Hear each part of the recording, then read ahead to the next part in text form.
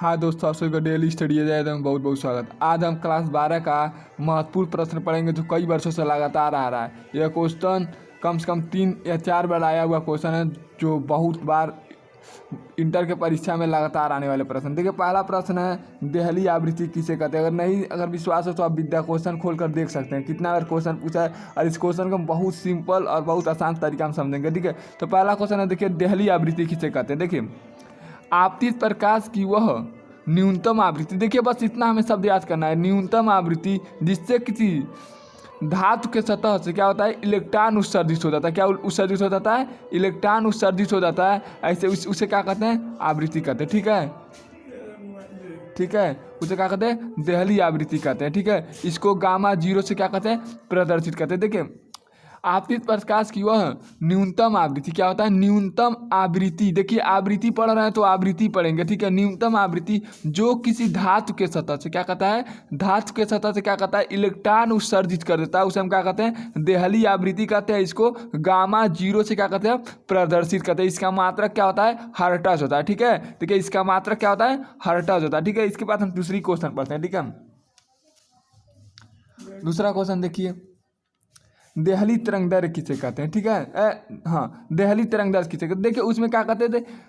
न्यूनतम आवृत्ति। इसमें क्या करेंगे? तरंगदैर्घ्य, न्यूनतम तरंगदैर्घ्य। देखिए, तरंगदैर्घ्य पढ़ेंगे तो तरंगदैर्घ्य बोलेंगे। देखिए, आपतित प्रकाश की वह न्यूनतम, क्या कहेंगे? वह न्यूनतम तरंगदैर्घ्य जिससे धातु के सतह पर क्या होता है? इलेक्ट्रॉन उत्सर्जित हो जाता है, उसे क्या कहते हैं हम? देहली तरंगदैर्घ्य कहते हैं। देखिए, आवृत्ति बोलेंगे तो आवृत्ति, देहली आवृत्ति। अगर तरंगदैर्घ्य बोलेंगे तो तरंगदैर्घ्य हो जाता है। ठीक है, वह आपतित प्रकाश की वह न्यूनतम, क्या कहेंगे? वह न्यूनतम देहली आवृत्ति। क्या? वह न्यूनतम देहली आवृत्ति जो किसी धातु के सतह से क्या कहता है? इलेक्ट्रॉन उत्सर्जित कर देता है, उसे क्या कहते हैं? देहली आवृत्ति कहा जाता है। इसको क्या कहते हैं? लेमडा जीरो से क्या कहते हैं? प्रदर्शित करते हैं। ठीक है, अब देखिए कार्यफलन, सबसे महत्वपूर्ण प्रश्न है कार्यफलन किसे कहते हैं। क्वेश्चन कई वर्षों से लगातार आ रहा है। ठीक है, देखिए, वह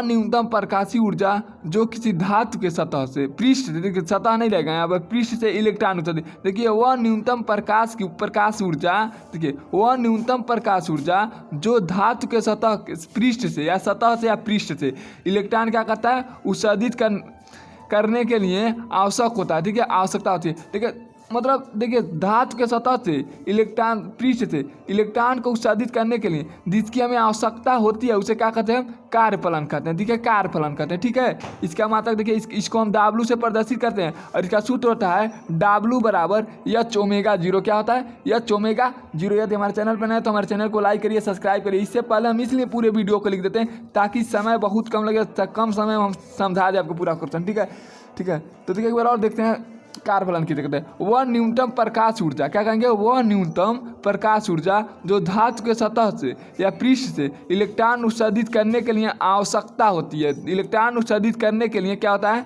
आवश्यकता होता है, उसे क्या कहते हैं? हम कार्यफलन कहते हैं। इसको W से क्या कहते हैं? प्रदर्शित करते हैं। इसका सूत्र होता है W बराबर H ओमेगा जीरो। ठीक है,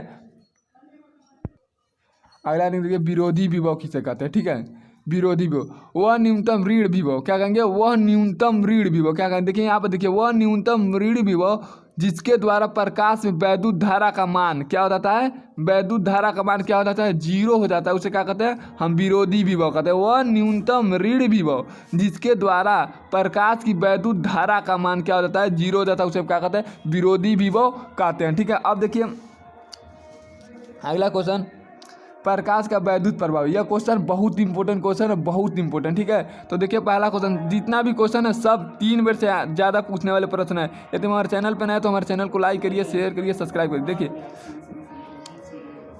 जब देखिए प्रकाश का वैद्युत प्रभाव किसे कहते हैं? देखिए, जब किसी धातु के सतह पर निश्चित आवृत्ति से अधिक आवृत्ति, क्या कहते हैं? एक निश्चित आवृत्ति से अधिक आवृत्ति का प्रकाश किरण डालते, क्या डालते हैं? प्रकाश किरण डालते हैं तो धातु की सतह से इलेक्ट्रॉन उत्सर्जित होने लगता है। एक बार पढ़िएगा आप कि धातु के सतह से क्या होता है? इलेक्ट्रॉन उत्सर्जित होने लगता है। इस घटना को प्रकाश से क्या कहते हैं? वैद्युत प्रभाव कहते हैं। ठीक है, यदि हम हमारे चैनल पर नए तो हमारे चैनल को लाइक करिए, शेयर करिए, सब्सक्राइब करिए। ठीक है, तो इसके बाद देखिए अगला नियम, बहुत इंपॉर्टेंट नियम, बहुत आसान नियम है। बस इस सूत्र को याद कर लीजिए और याद हो जाएगा। देखिए, फोको का नियम क्या होता है, फोको का नियम। देखिए फोको का नियम है, इसको भी को उन्होंने कहा कि जल का चाल है, क्या है, जल का चाल है। और सी को बोले प्रकाश की चाल है। एन को बोले क्या, एन का मतलब, तो एन का मतलब होता है अपवर्तनांक, ठीक है। ठीक है, इसके नियम के, इनके नियम के अनुसार देखिए क्या होता है, प्रकाश की चाल यानी इसका चाल और अपवर्तनांक का अनुपात क्या होता है, देखिए प्रकाश की चाल और अपवर्तनांक का अनुपात किसके बराबर होता है, जल का चाल के बराबर होता है। इसे फोको का नियम कहते हैं। और उन्होंने यह नियम दिया